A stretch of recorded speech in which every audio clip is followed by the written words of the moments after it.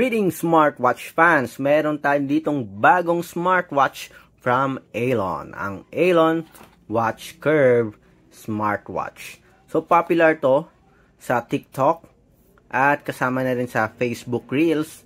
Isa ito sa mga ginagawa ng video ng mga tech review gurus. Okay? Ito ang Aeon Watch Curve at ang marketing or best-selling factor nito ay yung curve, body frame, at screen. So, sa pangalan pa lang, ito, nakalagay, watch curve. So, titingnan natin, okay ba yung smartwatch nito? Ano nga ba yung mga loaded na features sa wearable? Baka sa design lang to okay. So, titingnan natin, pag-aaralan natin yung mga features na available sa Aeon Watch Curve. So, kung may mga katanungan kayo, may plano kayong bilhin yung smartwatch nito, drop lang ng comment, panoorin yung video nito para alam nyo kung okay nga ba, kung para sa inyo ba yung smartwatch na ito o hindi. Karamihan kasi sa mga video online about watch curve ay more on promotion para magbenta.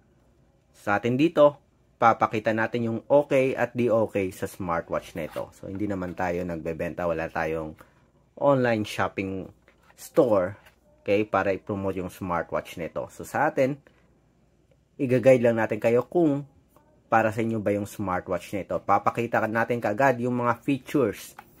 Okay? Wala tayong bulahan dito kung hindi natin trip. Okay? Kung merong hindi natin nagustuhan sa video nito, i-elaborate ko. Okay? So, again, sa mga hindi pa nakasubscribe, subscribe na sa ating nag-iisang Smartwatch Pinoy TV. Okay, so start na tayo. So, ito yung packaging ng Aeon Watch Curve. Okay, the same din sa packaging ng Aeon GTS. Okay, so ito yung Aeon GTS. Na-review na natin dito to. At yung isa rin sa popular na smartwatch from Aeon, ang Aeon Watch Foam Light. So, pare-pareho lang yung packaging. So, walang pinagkaiba. So, ito yung features dito nakalagay. 2.01 inch IPS TFT.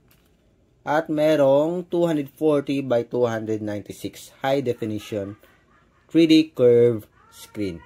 So, yung pixel resolution niya sa average siya. IP68 waterproof. May Bluetooth calling. 100 plus sports mode. So, medyo marami yung sports mode nito. Kumpara dito sa Watch Foam Light. Okay, I guess yung sports function nito parang the same with GTS. So, ito, naka-state dito yung ibang features ng smartwatch. Okay, ito yung pinaka best-selling feature nito. HD 3D flexible curve screen. Okay, so titingnan natin mamaya to kung okay ba o hindi. And yung support app, Dafit application. Focus lang natin. Yan.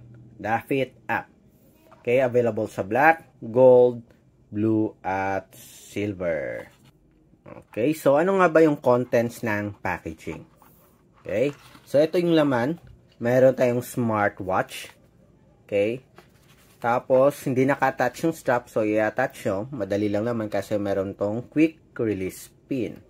And of course, user manual or product manual at yung pogo pin na USB type A. Ito yung charging cable niya.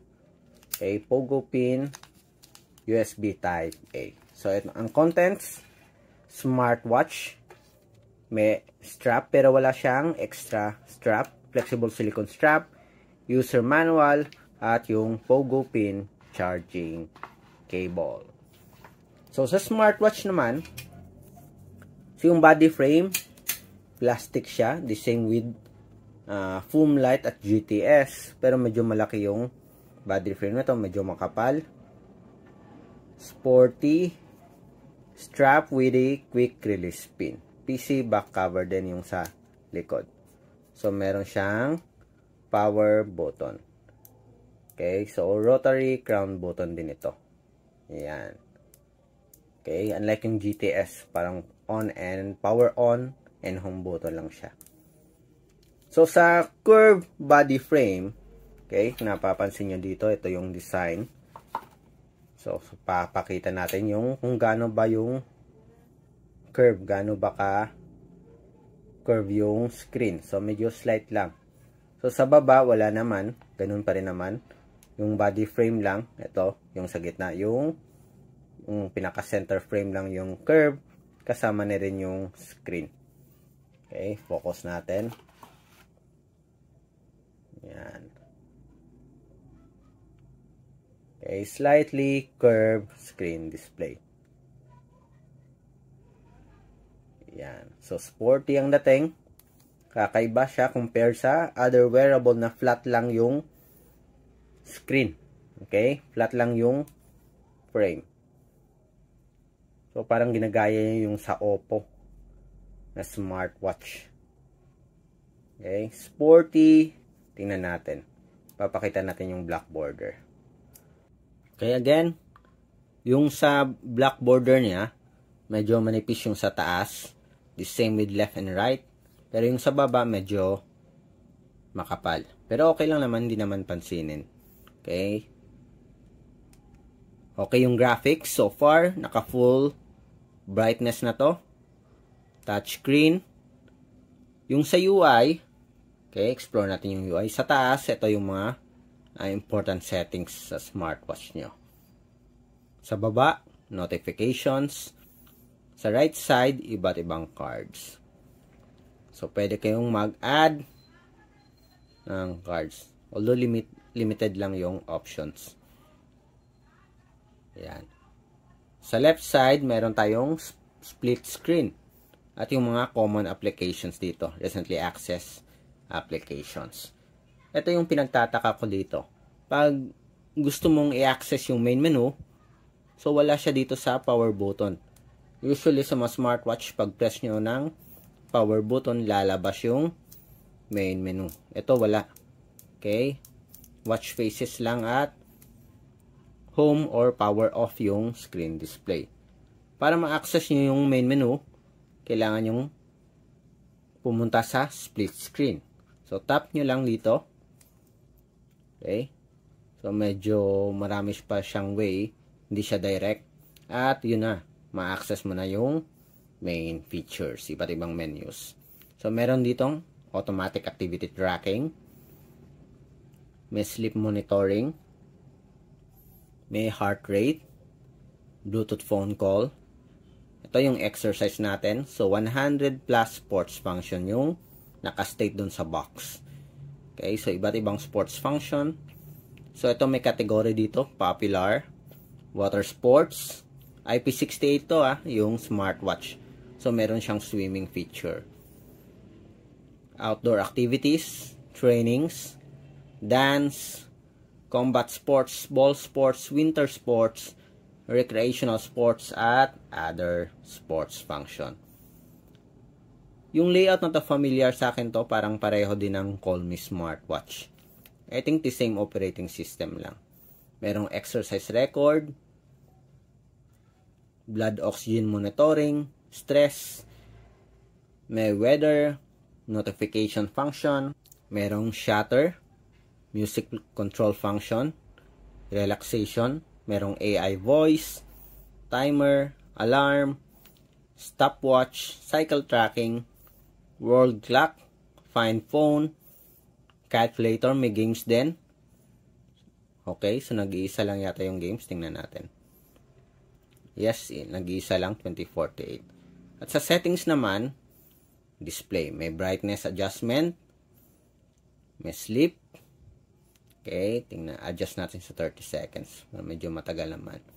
Watch face, menu view, ilang meron tayo dito. Okay. Yan, access natin. Display, menu view, 1, 2, 3, 4, 5, at least 5 options yung meron. Do not disturb mode. Sa power saving mode natin, meron tayong low power mode. Sa phone, so may adjustment para, or may set up dito, options para sa Bluetooth phone call, phone reset, at media audio. Sa system, meron tayong restart, power off, at reset. Okay? So, ito yung mga sa settings natin. Sa sports, tingnan ulit natin. For example, walking, tingnan natin. Ano ba yung metrics na monitor? So, merong time, steps, calories, heart rate, total distance, at ito may heart rate zone tayo. Stop natin. Okay. So, pwedeng i-record yung sports function. Tapos, pwede nyong i-synchronize sa support app.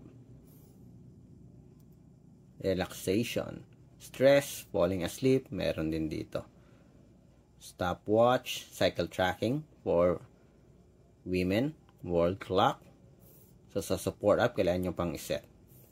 And, very good thing, meron ditong calculator. Very useful function.